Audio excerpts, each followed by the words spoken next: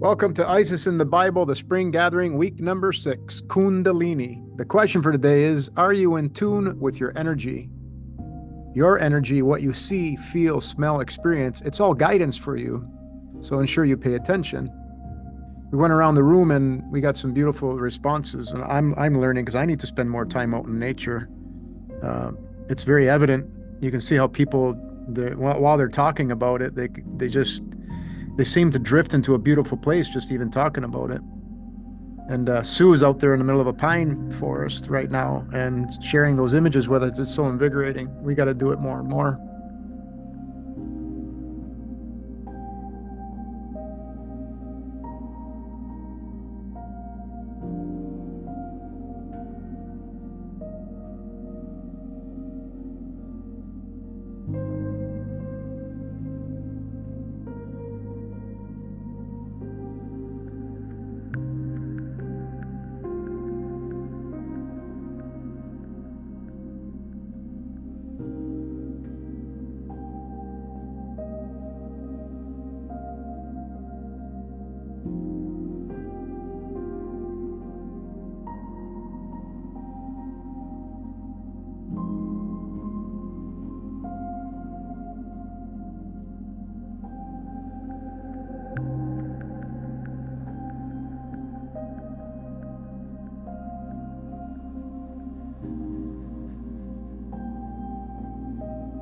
Some of us mentioned that we can really feel the energies in the cleansing and us wanting to be alone. So I'm still going to talk about June the 16th, because June the 16th, at the Phoenix Rising, close to the Phoenix Rising location, Hygeia meets with Eris, Isis, Madonna, for the first time in Aries in 558 years. So it's important because this is the number one Kundalini cleanse that people are going to experience, and some people are already doing it. We've been showing you, if we've been following through with Hygeia, she's coming up through the end cycle of Pisces and into Aries and to meet with the number one loving energy. And again, that the moon is going to be aligned spike at the harvest location on that exact same day, which is Sarah as the harvester's location. I just thought I'd share this because on here for Windsor, I know not everybody's, but it's coincidental for us that after the 16th on the 17th, we jump into 93-degree weather. That's pretty wild. So June the 16th, you can see that Hygeia meets with Eris. Now, just like when you get shingles, when Juno and Hygeia are at play, do you get shingles? Because either one or the other goes back retrograde and forward. So then on November the 16th, after Hygeia goes retrograde, she meets the second time with Eris. And then for the third time with Eris. Now, Eris, of course, goes retrograde in July. So they're both in retrograde on November 16th. And on January 9th, Hygeia aligns for the third time. So it's kind of like getting run over by a bus, back over, run you over again, and then run you over for the third time. So if we're doing the things that we're talking about, where we're centering ourselves, that's going to ground us. Grounding us in love is the way to heal yourself. So that's going to be the flavor of the discussion today. And oh yeah, by the way, June the 16th is my brother Danny's birthday. November 16th is my dad's birthday. And my dad's angel in heaven. Once again, we want to talk about that the medical industry, albeit they forgot about why they use that symbol on the EMS. You can see in Toronto, they still have the Kundalini, the Hygeia glyph there. It's not by coincidence that that glyph is there. It's because she gives cleanses. I've had a couple of them. You heard me say that before. So that's what they call the 7 scorpions of Isis. When you have these cleanses, you'll feel vibrations go down through each one of these energy centers. And that's why they say it feels like a snake. The 2 snakes wrapping around the spine, the energy centers. So it's a reality. We're being cleansed to be pure, to get those invigorating moments. And many people are reporting that they're getting amazing love surrounding them, energies, bliss. And that's going to happen more and more because that's where we're going. So I did want to add this quickly. The 2 times that I had a Kundalini cleanse, this is what was aligned. Here's Mars on Hygeia. I didn't know what was happening to me then, but I went back and looked at my chart. And this is what happened. I had a Kundalini cleanse. I thought I was going to leave the visible. I could have ran to the hospital, but they wouldn't really know what's going on there. Although they're trying to heal you with love, how can they possibly understand what's happening to you and that it goes away? So that was in December 24th, 25th, mind you, right? And then on October 28th, 29th, and 2022, I had a second one where Hygeia was on Hygeia. Again, I thought I could leave the visible, but I said, no, I'm not going to. But I did have an invigorating moment while this was happening. So it was blissful for a portion of it. So you can see the first one wasn't fun at all. Second one was more fun. So this is why they carry that glyph. Still in the medical industry, but they're not understanding it. Just one little quick thing about the Bible. Something came to me about Jeremiah 8:8. You have to remember that the Tanakh took over 10 centuries to write. Its writing and compilation spanned roughly 12th century BCE to the 2nd century BCE. And the canonization of the Tanakh, as we know today, was a gradual process, likely completed by the 2nd century CE, and then we get the Bibles that we have of today. So I get the AI to go and grab the original Hebrew, transliterate it, and then get it to English. So it says something similar. So the verse is, how can you say we are wise and the law of the Lord, which we know is ruling God, is with us?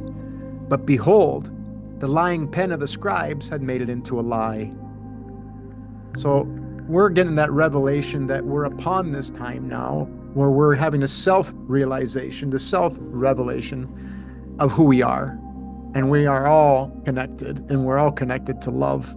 And that's what the word Lord really means. Love, pure love, which is ruling goddess in some languages. So just briefly, I'm not going to read through this, but this is what Jeremiah 8 was about. It focuses on the prophet's lament over the people's persistent unfaithfulness and the coming judgment of Judah, which is the zodiac of the natals. It highlights the people's refusal to repent and the consequences of their actions. Well, we're doing that with our energy work. We're doing that with our forgiveness. We're doing that with love. That's what it all means, but it's up to each one of us individually to do it, right? So the whole chapter goes in and talks about the desecration of the graves, which means leaving the visible, because people do leave the visible, but they're infinite and they come back. Persistent rebellion. Well, that means the resistance. It's an own internal rebellion, resistance to forgive and love. And that's when the cleanses come stronger and stronger, right? When we don't resist that, it's going to be loving. And we heal ourselves, like some of us said here, that we're able to take those pains and make them go away because we can do that self-healing. False assurance and deception, that's where we've been deceiving each other with writings. That's where that 8:8 comes in. Consequences of sin, that's the Kundalini cleanse of muddy waters. Inability to find healing. Well, Chiron, the wounded healer. And I'm going to jump back for a quick second here because I forgot to mention, look at Chiron, the wounded healer here in this whole time. Chiron's there. Chiron goes back retrograde and Chiron goes back direct. And we'll meet with Eris. We'll talk about that later on next year. But Chiron, the wounded healer, is exactly what you guys are doing. When you talk to other people in the room and you're sharing your experience of how you're self-healing, being in Mother Nature, that's what Chiron does. That's Chiron, the wounded healer. And now lamentation in the morning, the ignorance turns to revelation. So everybody's ignorance turns to revelation, their own internal revelation of their connection with spirit, their connection with love. We can call it God, connection with God, whatever you want to call it. But we do mourn our past, let it go, slip away. These are all Babel words, but we're going back to that understanding, which we're all going through. A real quick thing, just, and I don't want to be political or anything, but this is the imminent fall of Babylon we're upon. So the cleanse is happening and will affect all structures that are non-living and non-loving. So in other words, dead entities, corporations, they have to fall now because they're control mechanisms that have to go away. For example, this past year, the controlling mechanism that feeds the desires of a whole world is now crumbling. So this establishment of the Church of England bill. So back in December 6, 2023, they're basically saying we're severing our ties with the Vatican, with the church. with the churches that the Vatican is using is not, that's all the pen, the scribes there have been making lies. They're not been telling the truth. They've been hiding the things like Hygeia. They've been hiding all the beautiful things that we need to know to connect with Mother Nature. So the monarch's role, the bill aims to end the monarch's role as a supreme governor of the Church of England. Whatever. These are just CEOs of corporations, and they're crumbling. They're showing signs of crumbling. So let's talk about what many will be faced with. It's really, this is an individual revelation, the last rabbit hole that is upon us, understanding that we're going through this beautiful, loving cleanse. So I'm going to show you a wrong turn that we always do when we go through this cleanse. What we've done when we don't understand the nature of reality, rather the reality of nature, of the inner self and your pure potential to connect with that inner being, that Mother Nature, to self-heal. So let's look at the past. Meet the wrong turn. Asclepius, the god of healing. Of course, we got to have a man, right? Only a man can heal you. He holds a staff with one snake. That's impossible. So they honor this man, and seems to be a theme. Maybe he was a good guy. Maybe he helped people with understanding that they can only heal themselves, and guiding them at the same time is a beautiful thing. So where's the love wave? Because there's two waves. There's one in the physical and there's one in the spiritual. The one you can't see, and that's gravity. That's the same thing at gravity, and that's that picture we talked about, and we'll show a little bit later in this presentation. So it's showing you half of the picture is materialism, only looking at the illumination and not the light, aka love. So we are upon revelation that all stems from within and the unity of the one source called love. So it's simple wave mechanics. You guys have seen this before. So this would be one wave. All right, one wave on the pole. But what they don't see is the other wave, the wave of love, the wave of gravity, the wave of whatever you want to call it, is what attenuates and heals you, right? So when you bring in love, it brings this wave back down. So that's the cycle. So you can attenuate that with love, and that's where you see the two snakes. We can't see the other side of the wave. You can't see the roots of the tree, the other side, right, of the tree of life. All right, so, and it's shown here on the Egyptian walls too, right? The two snakes, or the two vibrations. This one represents the snake on the ground, the S curve, the sine wave, whereas the one who soars overhead, so this is the cobra, and this is the vulture. And the vulture does what? His wings are out and doesn't move.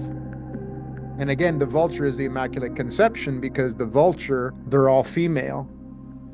So they glide and they just connect and they have their babies. So, and then also here is the two waves. You can see you have both the flail, and what's the flail do? The flail is what is moving to remove the grain from the crop. So that's the moving part. But what brings it back, what holds it still, is the crook. So you need, this is the proper one. This is the proper one. It can't be any other way. This is a misunderstanding. This is masculine only. You can't have the masculine without the feminine, because the feminine is pure love, and that's what brings us home. So what did man build? So in the past, when you go look at, when we go through these revelations, people start wanting to build things to heal people. Remember, my Hygeia's cleanses would have only have confused the medical industry and not know what's happening. Although they meant well, they need to be taught the truth. We always remember, because it comes back to us again. So even in Windsor, they want to build a new hospital. The hospitals don't heal you. Only you heal you. You go there for help. You go there to be surrounded by love. It's a good thing. But the healing process happens in your chart, and you got to have the faith. So they've built so many healing centers in the past. So this is the temple of Asclepius on Tiber Island in Rome, Italy. It was established during a plague. Here you go, plague, right? So we're being cleansed, and we're being cleansed once again, and then they want to establish some healing centers. So this Tiber Island was shaped to resemble a ship, symbolizing the arrival of Asclepius. The temple included various healing facilities and served as a hospital. So you can see on the side here, they have the rod with one snake. This is materialism. The rod with one snake. This is misunderstanding. This is leading people down a wrong path. They also have this one. Look at this monstrosity. This is the temple of Asclepion of Epidaurus, the most famous Asclepion, known for its well-preserved structures, which they're all crumbled. If you go look, there's no signs of Asclepius whatsoever. At least I couldn't find any. I watched like 10 videos. I couldn't find anything. It was a major healing center where patients came for divine healing. And here's another one, right? All crumbled. So we build these things. Here's another one, the Temple of Kos. Another prominent healing temple associated with Hippocrates, the father of medicine, who said to have trained here.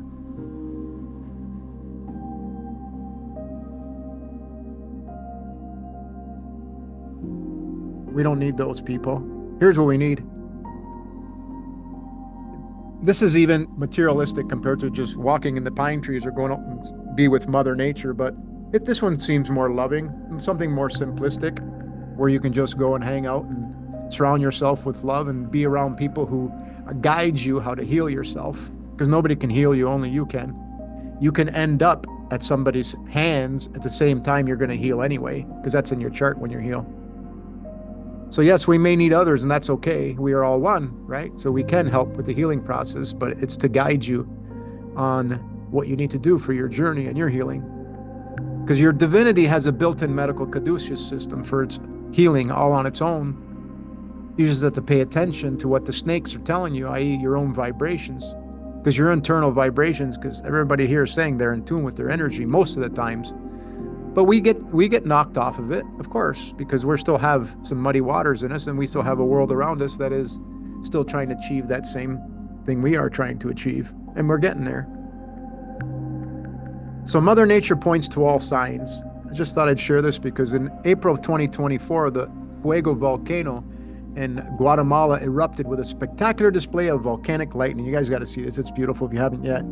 Captivating onlookers and baffles scientists alike. This natural phenomenon, often referred to as a 30 thunderstorm, that does not generate static electricity, but is a balancing of energy, no different than pain from shingles.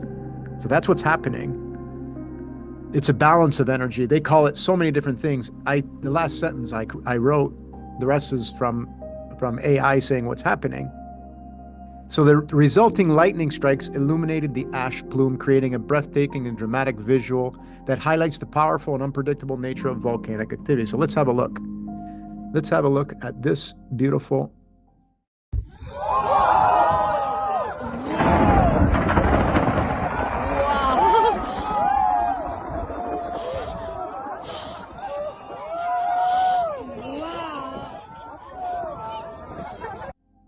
So beautiful display, right?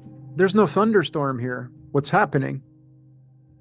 Don't forget, the volcano's red shifted and the lightning is blue shifted. It's reaching its balance because there's so much vibration in these volcanoes that need to settle down. So it's healing it. It's cleansing it. Thank you, ATL God. Thank you for sharing that. That was awesome. So in a portion of this video, I noticed something that was very important to see. So I stopped it and took a screenshot of it. Do you see this beautiful lightning here that's encapsulated in this womb-like bubble? Well, there's something very similar on the Egyptian walls, right? So you only see the light, but you don't see the second snake. So this is where the misinterpretation can come from. But you got to look at the hands that are holding it up.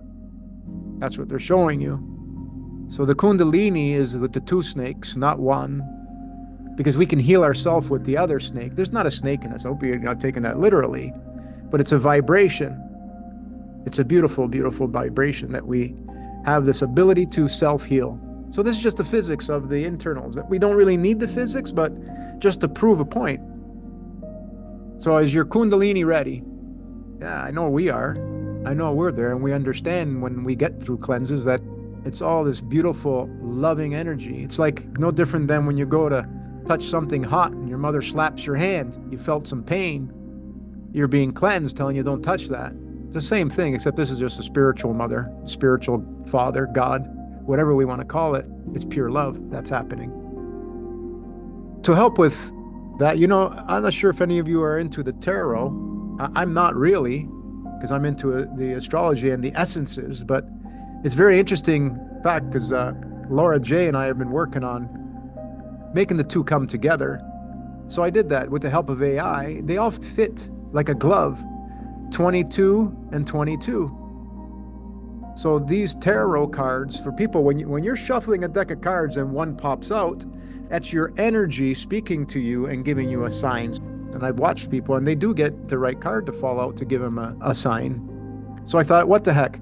I'm not going to play with the tarot cards, but what I want to do is create a set of tarot cards that exactly match the luminaries in the sky.